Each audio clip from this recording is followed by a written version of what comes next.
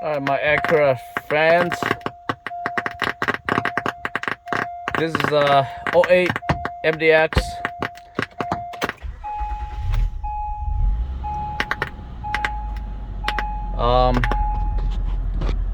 There seems to be some crackling, popping noise coming from the center speaker, mostly. But it's you can hear it all over the, pretty much coming from all the speakers. It's mostly from the center speaker.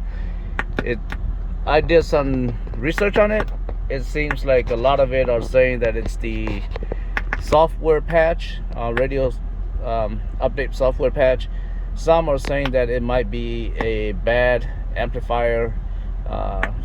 Some people are relaying towards the hands-free link and the active noise cancellation. If any of you has had this issue, please let me know.